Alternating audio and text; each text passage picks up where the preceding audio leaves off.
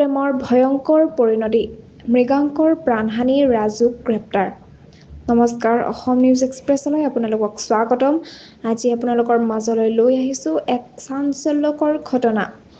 গুৱাহাটী মহানগৰীত সংঘটিত এক ভয়ংকৰ হত্যাকাণ্ড, যি দ্বিগুণ প্ৰেমৰ চাঞ্চল্যকৰ পৰিণতি হিচাপে চিহ্নিত হৈছে। গুৱাহাটীৰ গড়চুকস্থিত চিলভাৰ আৰ্কেড অট্টালিকাৰ হোটেল হাই চিটি ইনত সংঘটিত হৈছে এই নৃশংস ঘটনা। নিহত যুৱকজনৰ নাম মৃগাংক বৰ্মন, বয়স ২৬ বছৰ। পেছাত এজন অভিনেতা, যি অসমৰ বহু টেলিভিছন ধাৰাবাহিক কাম কৰি আছিল।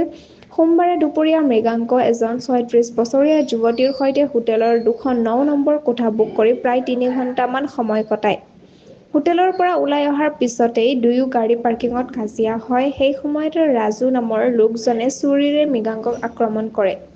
আক্ৰমণৰ ফলত মৃগাংক গুৰুতৰভাৱে আঘাতপ্ৰাপ্ত হয়। তেজত লুটপুট অৱস্থাত ৰাস্তালৈ ওলাই অহা মৃগাংকক স্থানীয় ৰাইজে সহায় কৰে আৰু আৰক্ষীক খবৰ দিয়ে।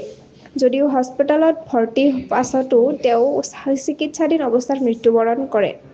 আৰক্ষীয়ে তদন্ত চলাই ছুৰীখন উদ্ধাৰ কৰিছে আৰু দামপুৰৰ পৰা ৰাজুক গ্ৰেপ্তাৰ কৰিছে।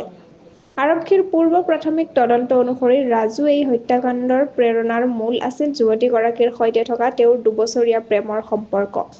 সেই সম্পৰ্ক ভংগ হৈ মৃগাংকৰ সৈতে যুৱতীগৰাকীৰ ঘনিষ্ঠতা দেখা পায় আৰু অপমানৰ অনুভৱত ৰাজুৱে এই নৃশংস হত্যাকাণ্ড সংঘটিত কৰে। নিহত মৃগাংকৰ ঘৰ নলবাৰীত। তেওঁৰ অকাল মৃত্যুত পৰিয়াল আৰু বন্ধুবৰ্গ আৰু শিল্পী সমাজত শোকৰ ছাঁ পৰিছে। পৰৱৰ্তী সময়ত এই হত্যাকাণ্ড সন্দৰ্ভত অধিক তথ্য পোহৰলৈ আহিব বুলি আৰক্ষীৰ মন্তব্য। অসম নিউজ এক্সপ্ৰেছ চেনেলটোৰ লগত সংযুক্ত হৈ থাকক। চেনেলটো লাইক, কমেণ্ট, শ্বেয়াৰ, ছাবস্ক্ৰাইব কৰিবলৈ নাপাহৰিব। লগতে কাষতে থকা বেল আইকনটো দবাবলৈ নাপাহৰিব।